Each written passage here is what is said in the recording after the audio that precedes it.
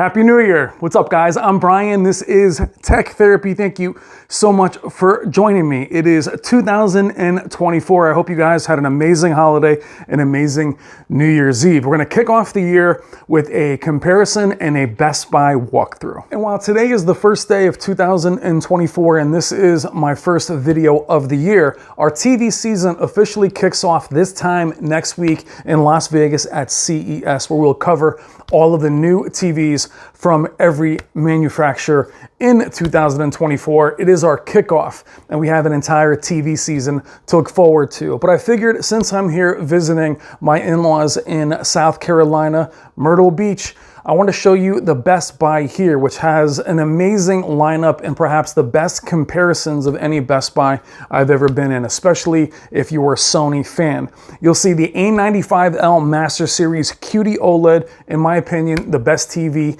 in the world by quite a bit, go against my TV, the Sony A80L, both at 77 inches. You'll also see other comparisons that I haven't actually been able to put together for you. TVs like the X93L versus the X90 versus the X80. This Best Buy has it all. And it also has TCL and Hisense showing how much they've represented in store this year, which was my major gripe for them when I met them both at CES last year. Now, without further ado, I want to say happy holidays. Happy New Year. Thank you so much for being here. I love you guys, and I can't wait to see how our journey unfolds in 2024. Thank you so much for watching.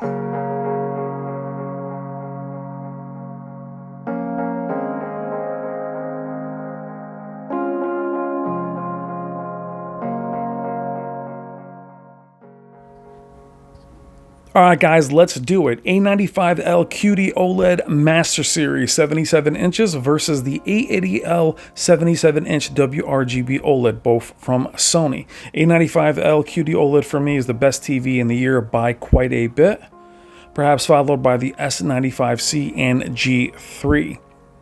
A80L, perhaps the most overlooked TV of the year, maybe the X93 is right there as well. A80L is the TV that I have at home at 83-inch, which will perform very similarly to the 77-inch you see here. The brightness and difference in color is obvious between the two. To me, the A95L is quite a bit better, though I love my own A80L. This is simply what I've seen in person many times.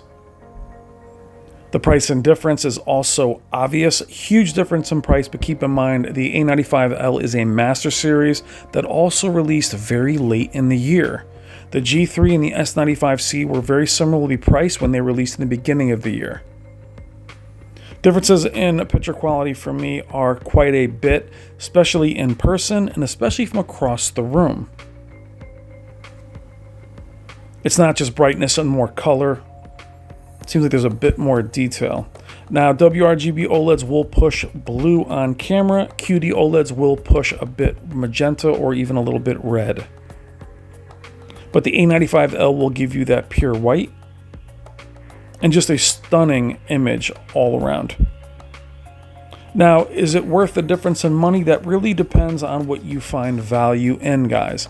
Yes, if you're looking for a TV that is very value-based, the A95L is not for you. However, keep in mind, if you've been watching TVs or looking at prices for years, it's only expensive because it released late in the year, as I mentioned before. But for me, if I was to buy either one, if I had the money, then the value is something different to me, and I would go for the A95L at the same size. In my opinion, the only way the A80L beats the A95L is if you're going for 83 versus 77 or 65 versus 55. Larger, then the value becomes more and the picture quality is close enough in that regard. However, same size, A95L is the easy win for me in every category. But they both look absolutely amazing. Again, Sony is very much represented in this store. Some of the kiosk Sonys in my area in Connecticut aren't nearly as fleshed out. They have more Samsung representation. However, this one, the Sony through and through. Again, giving you a quick look at the price again.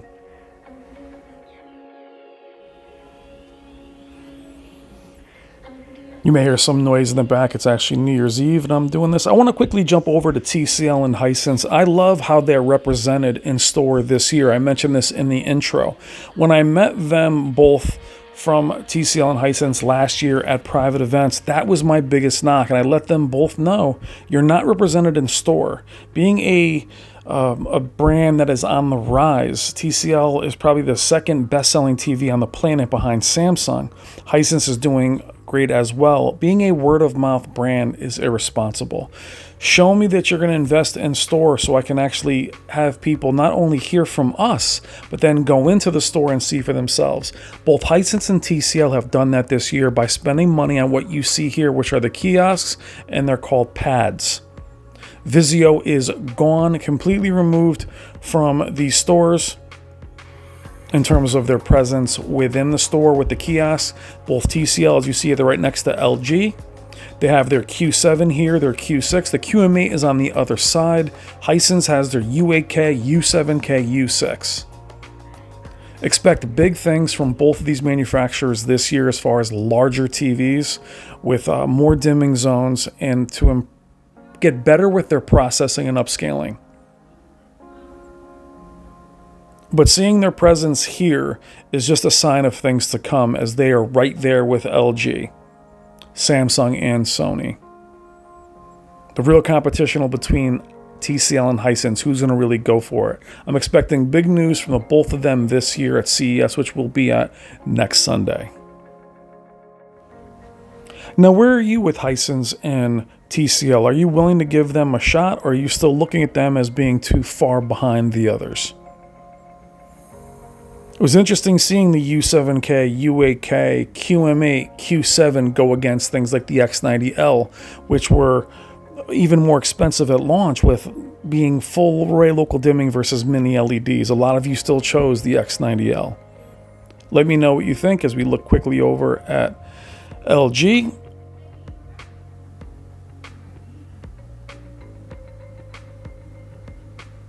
Now panning over to the QM8. Now the QM8, what's interesting is the local dimming is definitely cut in half here at these kiosks because they do bloom quite a bit in their demo material versus what I've seen in person with the QM8 from a very large size to the smaller sizes.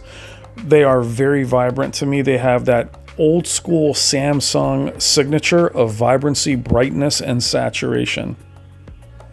So between Hisense and TCL, a lot of times we'll recommend TCL for the more vibrant, saturated image, and the Hisense for the slightly more accurate, which is funny because Hisense image is very saturated as well. See a little more haloing there. So chances are, like Sony's retail mode, that's on medium. It does not bloom like that if you can increase the local dimming. But very impressed with the QM8. The interesting thing was an 85-inch QM8 would cost the same as a 65-inch G3. Now here looking at Sony, this is the X80, I think it's an X85, I believe. I wanted to show you quickly the speakers and the Atmos speakers, receivers. Sony's whole ecosystem of sound, HTA9, their sound bars are excellent. Using the center channel, the screen as a center channel, it works amazingly as I have the A80L and the HTA9. Now the X80K, I'm looking to review those next year for you guys. And this is what I love about this Best Buy, is here you're looking at an A80L and an X93. You're never going to see this matchup side by side. And I've been to this one for the last 4 or 5 years. I love the way they line them up like this.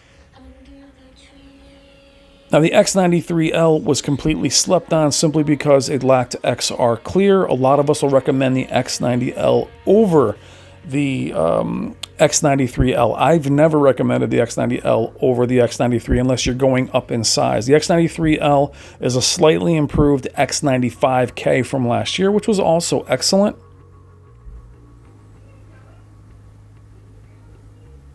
What I like about looking at the X93L here versus the A80L, I should say, is that you're seeing the price differences, but you can see the whites in the image. You can actually see the noticeable brightness of the X93, which actually goes away versus a G3 or a QD-OLED.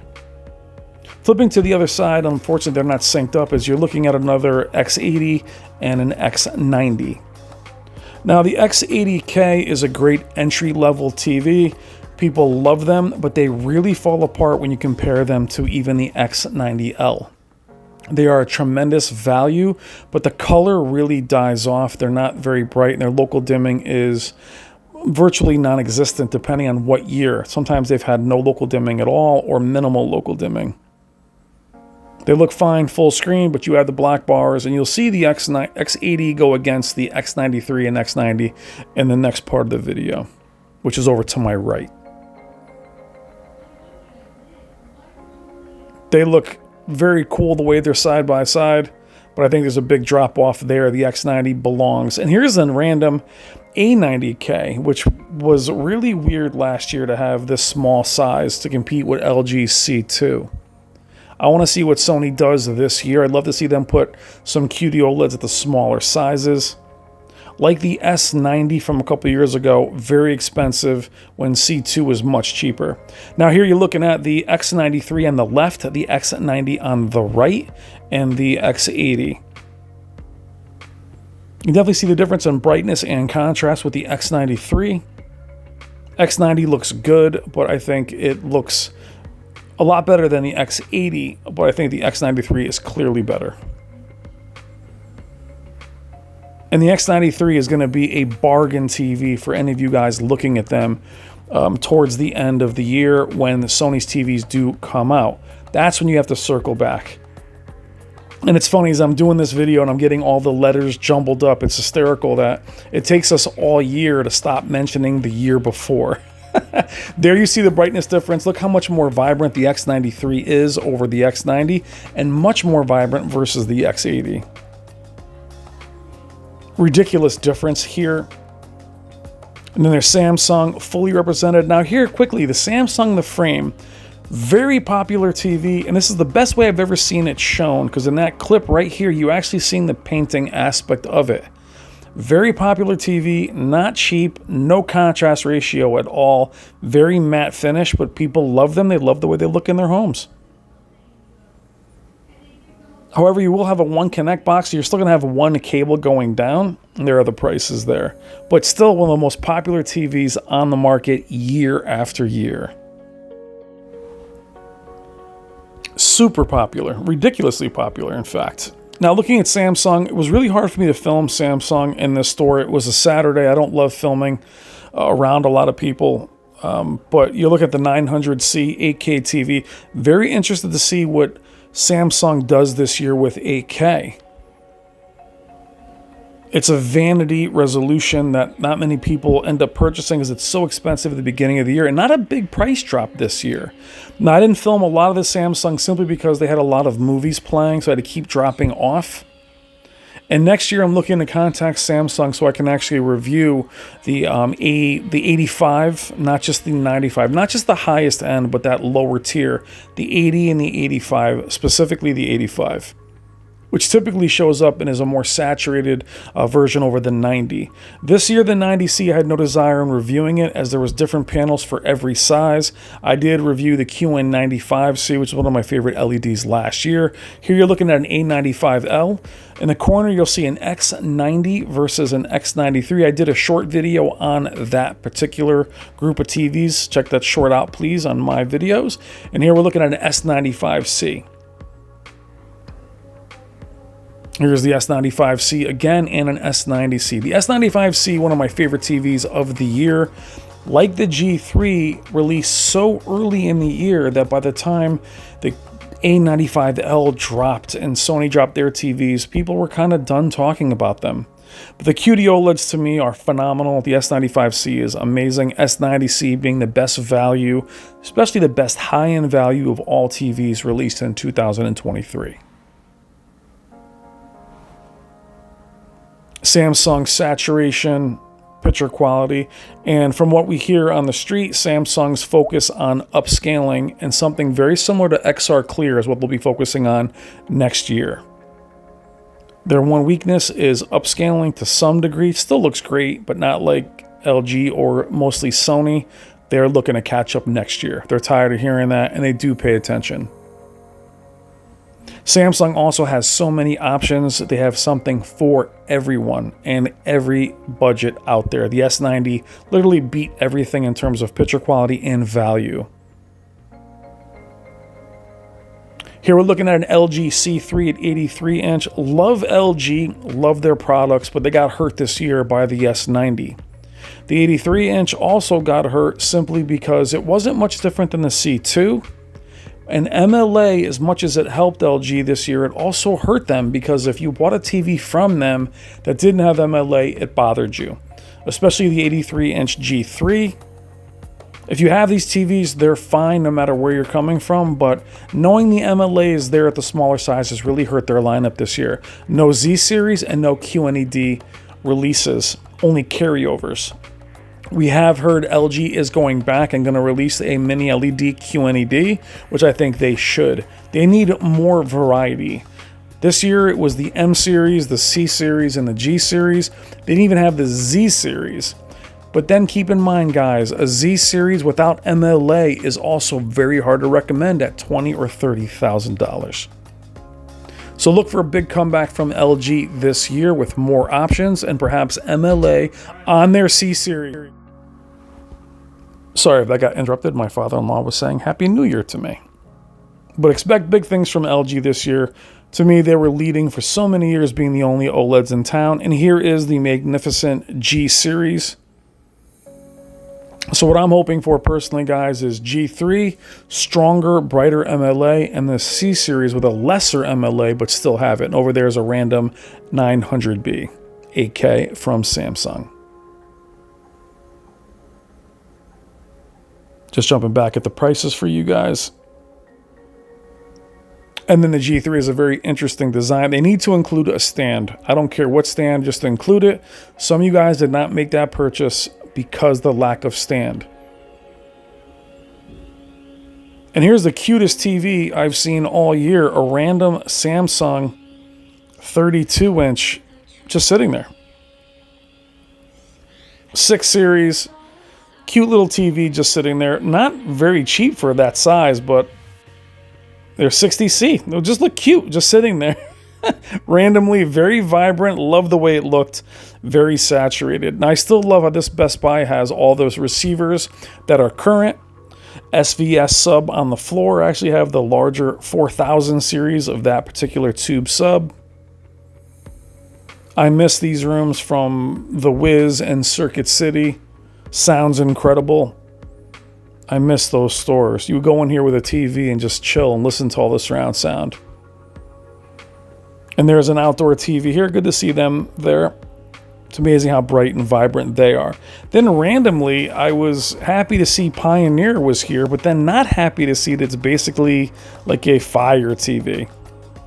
Not super impressed with that. It's just a basic streaming TV. And those of us that remember the Kuro Elites and those Pioneers, just bummed to see it on something that's lower end. Considering something like Sharp is back in the high end, I'd love to see Pioneer with TVs back in the high end. Right next to another Hisense kiosk. Again, there's 2 or 3 each of Hisense and TCL. You're looking at the U8K. It's great, again, seeing them represented. Now, a question I have for you guys is, are you interested in me doing some short throw projectors? Here's some in the back. I get offered them all the time to review. I can also get them from Value Electronics if you want to see me review them. If you're interested, I will. If not, I won't. Some 4K Blu-ray players there, keeping physical beauty alive. And then we have some other TVs here on the floor. I'll let you check those out, guys. I want to thank you so much for all the love and support in 2023 and before that. Let's rock 2024. I love you guys. Happy New Year. Thank you for all you do. Thank you for your friendship, and thank you for everything. Have an amazing New Year's Day. Love you guys. Take care.